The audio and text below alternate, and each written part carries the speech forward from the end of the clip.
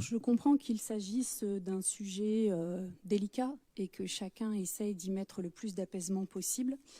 Néanmoins, nous, ce qu'on y voit, c'est une priorité parce qu'on y voit un problème démocratique.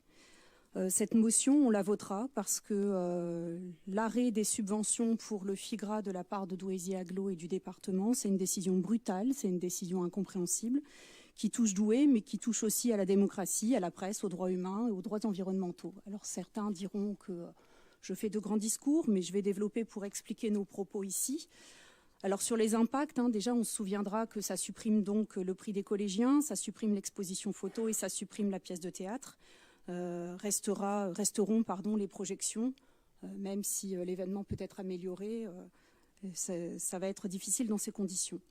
Donc c'est une décision brutale pour nous qui met certains élus quand même devant leurs responsabilités. En gros, la question, c'est jusqu'à quand il faut soutenir un président d'agglo qui prend de telles décisions, jusqu'à quand il faut se soumettre en votant un budget en espérant éviter les foudres ou en glanant quelques subventions. Le soutien oblige à assumer des positions intenables et la soumission ne paye pas.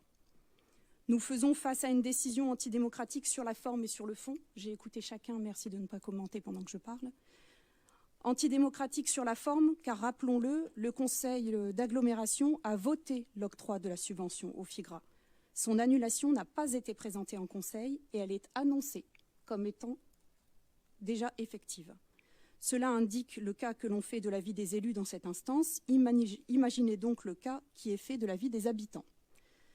Antidémocratique également sur le fond, parce qu'on comprend par cette décision que les sorties du président d'agglo ou président du département du Nord relatives aux libertés de la presse et à la liberté d'expression qui ont eu lieu lors des cérémonies de vœux n'étaient pas de simples sorties incontrôlées.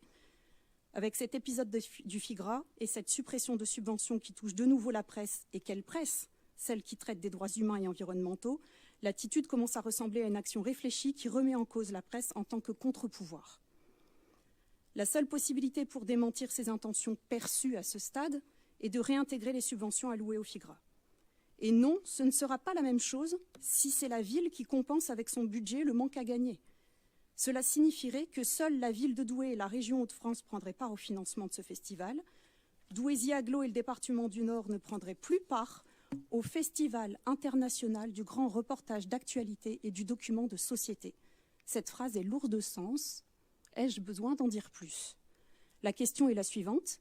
Qui cautionne cette décision antidémocratique qui sabre l'accès à l'information sur les phénomènes de société qui nous entourent? C'est une décision grave à l'heure où on a de plus en plus de mal à lutter contre les phénomènes de désinformation. Rappelons que la devise du FIGRA est « mieux comprendre le monde pour mieux se comprendre ».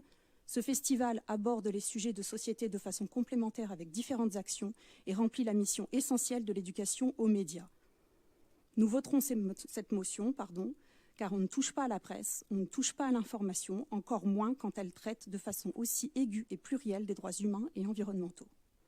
Merci.